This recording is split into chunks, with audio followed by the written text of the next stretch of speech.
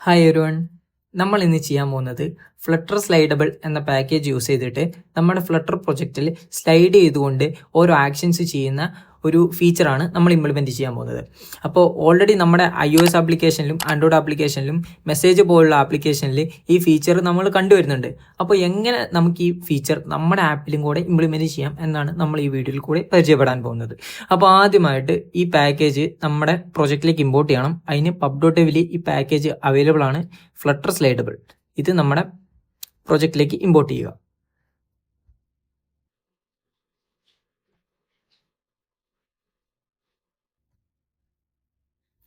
Next ഞാനൊരു home screen എന്ന് പറഞ്ഞൊരു UI ക്രിയേറ്റ് ചെയ്ത് വെച്ചിട്ടുണ്ട്.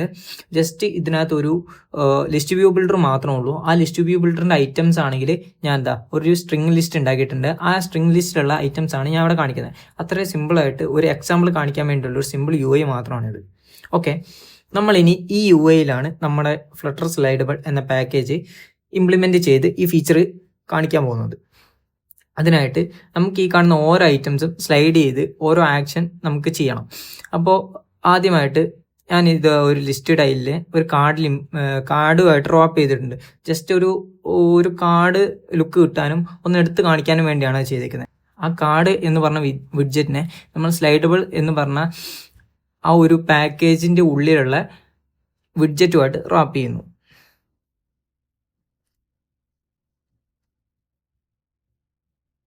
ഓക്കെ, സ്ലൈഡബിൾ എന്ന് പറഞ്ഞാൽ റാപ്പ് ചെയ്തിട്ടുണ്ട്. ഇനി നമുക്ക് ആ പാക്കേജിൽ പോയിട്ട് ആ റീഡ്മി ഫയലൊക്കെ ഒന്ന് വായിച്ചു നോക്കുക, എങ്ങനെ കറക്റ്റായിട്ട് ഈ കാര്യങ്ങൾ ഇംപ്ലിമെൻറ്റ് ചെയ്യാമെന്ന്. അപ്പോൾ നമുക്ക് രണ്ട് ആക്ഷൻസ് ഉണ്ട്. സ്റ്റാർട്ട് ആക്ഷൻ പാനും ഉണ്ട്, എൻ്റെ ആക്ഷൻ പാനും ഉണ്ട്.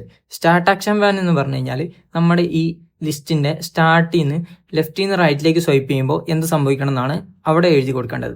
ഇനി എൻ്റെ ആക്ഷൻ പാൻ എന്താണെന്ന് വെച്ച് കഴിഞ്ഞാൽ നമ്മൾ റൈറ്റിൽ നിന്ന് ലെഫ്റ്റിലേക്ക് സ്വൈപ്പ് ചെയ്താൽ എന്ത് സംഭവിക്കണം എന്നാണ് നമുക്ക് അവിടെ എഴുതി കൊടുക്കാൻ പറ്റുന്നത്. അപ്പോൾ സിമ്പിളായിട്ട് നമുക്ക് ഇവിടെ വന്നിട്ട് നമുക്ക് ആദ്യം സ്റ്റാർട്ട് ആക്ഷൻ പാൻ ചെയ്ത് നോക്കാം. അപ്പോൾ സ്റ്റാർട്ട് ആക്ഷൻ പാനിന് ഇവിടെ കൊടുക്കുക, start action pan. Okay, start action പാനിന് എന്താണ് വേണ്ടത്? ഒരു ആക്ഷൻ പാന് അവിടെ റിക്വയർഡാണ്. Action pan. ഓക്കെ, ഒരു ആക്ഷൻ പാനിന് രണ്ട് കാര്യങ്ങൾ റിക്വയർഡാണ്. ഒരു മോഷനും വേണം, ചിൽഡ്രനും വേണം. ഓക്കെ, മോഷൻ എന്താണെന്ന് നമുക്ക് പാക്കേജിൽ പോയി നോക്കാം. ഓക്കെ, മോഷൻ എന്ന് പറഞ്ഞു കഴിഞ്ഞാൽ ഈ ആനിമേഷനാണ് മോഷൻ എന്ന് പറയുന്നത്. അപ്പോൾ നമ്മൾ ഈ സ്ലൈഡബിളിനെ ലെഫ്റ്റിൽ നിന്ന് റൈറ്റിലേക്ക് സ്വൈപ്പ് ചെയ്യുമ്പോൾ എങ്ങനെ വേണം ഈ ആനിമേഷൻ നമുക്ക് ഇവിടെ മെൻഷൻ ചെയ്ത് കൊടുക്കാവുന്നതാണ്. അപ്പോൾ ഇത് behind motion, roar motion, scroll motion, stretch motion, ഇത്രയും ആനിമേഷൻസ് ഇവിടെ അവൈലബിൾ ആണ്. ഞാൻ തൽക്കാലം സ്ക്രോൾ മോഷനാണ് എടുക്കുന്നത്. ഓക്കെ, ഇവിടേക്ക് വരാം. മോഷൻ്റെ ഇവിടെ നമുക്ക് സ്ക്രോൾ മോഷൻ കൊടുക്കാം. Scroll motion. ഇനി ചിൽഡ്രനായിട്ട് നമുക്ക് എത്ര ആക്ഷൻസ് ഇവിടെ വേണം എന്നാണ് ചിൽഡ്രൻ കൊണ്ട് അവർ ഉദ്ദേശിക്കുന്നത്. അപ്പോൾ ചിൽഡ്രനായിട്ട് ഇവിടെ ചിൽഡ്രൻ നമുക്ക് തൽക്കാലം ഇവിടുന്ന് ഒന്ന് കോപ്പി പേസ്റ്റ് ചെയ്യാം ഒരു എളുപ്പത്തിന് വേണ്ടി. രണ്ട് ആക്ഷൻസിന് ഞാൻ ഇവിടുന്ന് കോപ്പി പേസ്റ്റ് ചെയ്യുന്നുണ്ട്. സ്ലൈഡബിൾ ആക്ഷൻസിനാണ് ചിൽഡ്രനായിട്ട് അവിടെ വേണ്ടത്. ഓക്കെ, ഈ ഓൺ പ്രസിഡിൽ എന്താണ് വേണ്ടത്? ഒരു കോൾ ബാക്ക് ആണ് കോണ്ടെക്സ്റ്റുള്ളത്. ഓക്കെ, അപ്പോൾ എന്തായാലും ആക്ഷൻ നടക്കണമെങ്കിൽ ആ ഓൺ പ്രസിൽ നമ്മൾ ആ ഫംഗ്ഷൻ ഡിഫൈൻ ചെയ്താൽ മാത്രം മതിയായിരിക്കും. നമുക്കൊന്ന് സേവ് ചെയ്തിട്ട് ഒന്ന് സ്വൈപ്പ് ചെയ്ത് നോക്കാം. യെസ്, ഇതാണ് നമ്മുടെ സ്ലൈഡബിൾ വിഡ്ജറ്റ് യൂസ് ചെയ്ത് നമ്മൾ ചെയ്തിരിക്കുന്നത്. ഇനി നമുക്ക് ഇതിനൊന്ന് സ്റ്റൈൽ ചെയ്ത് നോക്കാം. ഒരു ടു ഡു ലിസ്റ്റ് ആണ് നിങ്ങൾ സങ്കല്പിക്കുക. ഇനി ടു ഡു ലിസ്റ്റ് ആണെങ്കിൽ ലെഫ്റ്റിൽ നിന്ന് റൈറ്റിലേക്ക് സ്വൈപ്പ് ചെയ്തിട്ട് ആ ടു ഡു ചെയ്ത് കഴിയുമ്പോൾ അതിനങ്ങനെ ഡിലീറ്റ് ചെയ്ത് കളയണം എന്ന് വിചാരിക്കുക. അങ്ങനെ ഒരു ആക്ഷൻ നമുക്ക് ചെയ്ത് ഇതൊന്ന് ഇംപ്ലിമെൻറ്റ് ചെയ്ത് നോക്കാം. അപ്പം ഇത് അർച്ചീവ് എന്നുള്ളത് നമുക്ക് ഡിലീറ്റ് നാക്കാം. അതിൻ്റെ കളറ് നമുക്ക് ജസ്റ്റ് ഒന്ന് റെഡാക്കി കൊടുക്കാം. ഓക്കെ, വർക്കിംഗ് ആണോ എന്ന് നോക്കാം. ഓക്കെ, റെഡ് ആയിട്ടുണ്ട്.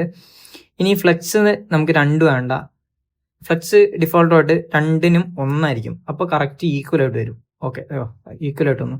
ഇത് നിങ്ങൾക്കൊരു ബോക്സി ഷേപ്പ് ആയിട്ട് തോന്നുന്നുണ്ട്. നമ്മുടെ ഈ കാർഡാണെങ്കിൽ റൗണ്ടഡ് റെക്റ്റാങ്കിൾ ആണ്. അങ്ങനെയാണെങ്കിൽ ഇവിടെ ബോർഡർ റേഡിയസ് നമുക്ക് സെറ്റ് ചെയ്ത് കൊടുക്കാവുന്നതാണ്. ബോർഡർ റേഡിയസ് ഓൾ കൊടുക്കുക. റേഡിയസ് ഡോട്ട് സർക്കുലർ എത്ര വേണമെന്ന് കൊടുത്താൽ മതി. 16 കൊടുത്തു കഴിഞ്ഞാൽ ഇതുണ്ടോ അപ്ഡേറ്റ് ആവുന്നുണ്ട്. ഇതേ സാധനം തന്നെ നമുക്ക് രണ്ടാമത്തെ ആക്ഷനിലേക്കും കോപ്പി പേസ്റ്റ് ചെയ്യാം. ഇതാ രണ്ടും ഇങ്ങനെ ആയിട്ടുണ്ട്. അത് നിങ്ങളുടെ ഒരു UI അനുസരിച്ച് നിങ്ങൾ സെറ്റാക്കുക. ഇനി നമുക്ക് ജസ്റ്റ് ഒരു ഫംഗ്ഷനും കൂടെ ക്രിയേറ്റ് ചെയ്തിട്ട് നമുക്ക് ഇത് ഡിലീറ്റ് ചെയ്ത് നോക്കാം. അപ്പോൾ സെറ്റ് സ്റ്റേറ്റിൻ്റെ ഉള്ളിൽ നമ്മുടെ ഐറ്റംസ് എന്ന് പറഞ്ഞ ലിസ്റ്റിൻ്റെ ഉള്ളിലാണ് നമ്മൾ ഓരോ ഐറ്റംസ് ഉള്ളത്. അപ്പോൾ ഐറ്റംസ് ഡോട്ട് റിമൂവ് ചെയ്യാം. നമുക്ക് എന്താണ് റിമൂവ് ചെയ്യേണ്ടത്? നമ്മുടെ ഈ ഐറ്റം റിമൂവ് ചെയ്യണം. അപ്പം ഐറ്റം ഓഫ് ഇൻഡെക്സ് എന്ന് പറഞ്ഞാൽ ആ വാല്യൂ അവിടെ നമുക്ക് കിട്ടും. ഓക്കെ, ഇതാ വർക്കൗട്ടാണ് നമ്മൾ ഡിലീറ്റ് ചെയ്യാൻ പോകുന്നത്. Workout delete. Okay, workout delete ആയി പോയിട്ടുണ്ട്. ഇനി നമ്മൾ ലെഫ്റ്റിൽ നിന്ന് റൈറ്റിലേക്ക് സ്വൈപ്പ് ചെയ്യുന്ന കാര്യമാണ് നോക്കി. റൈറ്റിൽ നിന്ന് ലെഫ്റ്റിലേക്ക് സ്വൈപ്പ് ചെയ്യുന്ന കാര്യങ്ങൾ നോക്കിയിട്ടില്ല. അതിന് സ്റ്റാർട്ട് ആക്ഷൻ പാനലിന് പകരം എൻഡ് ആക്ഷൻ പാൻ എഴുതി കൊടുക്കുക. ഇതാ എൻഡ് ആക്ഷൻ പാൻ. ജസ്റ്റ് ഇത് ഇങ്ങോട്ട് കോപ്പി പേസ്റ്റ് ചെയ്താൽ മാത്രം മതി.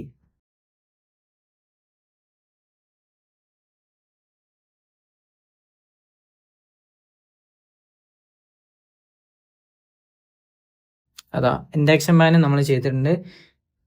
അപ്പോൾ ഇങ്ങനെയാണ് ഫ്ലട്ടർ സ്ലൈഡബിൾ നമ്മുടെ പ്രൊജക്റ്റിലേക്ക് ഇംപ്ലിമെൻറ്റ് ചെയ്യുന്നത്. അപ്പോൾ ഇത്രയും സിമ്പിളായിട്ട് നമുക്ക് ഈ കാര്യങ്ങളൊക്കെ ചെയ്യാം. എൻഡ് ആക്ഷൻ പാനിലും സ്റ്റാർട്ട് ആക്ഷൻ പാനിലും നമുക്ക് വേണ്ട ഫംഗ്ഷൻസും ഡിഫൈൻ ചെയ്യാം. നമ്മുടെ പ്രൊജക്റ്റിനനുസരിച്ച് നമുക്കിത് കസ്റ്റമൈസും ചെയ്യാം. അപ്പം ഇത്തരം യൂസ്ഫുൾ ആവുന്ന പാക്കേജുകളും പ്ലഗിൻസൊക്കെ പരിചയപ്പെടാൻ വേണ്ടി ഈ ചാനൽ സബ്സ്ക്രൈബ് ചെയ്യുക. കൂടാതെ ഈ വീഡിയോ നിങ്ങൾക്ക് ഇഷ്ടമായെങ്കിൽ ഈ വീഡിയോ ഒന്ന് ലൈക്ക് ചെയ്യുക. അതോടുകൂടി നിങ്ങളുടെ വിലയേറിയ അഭിപ്രായങ്ങളും നിർദ്ദേശങ്ങളും എന്നെ കമൻസിലൂടെ അറിയിക്കുക. Thank you for watching.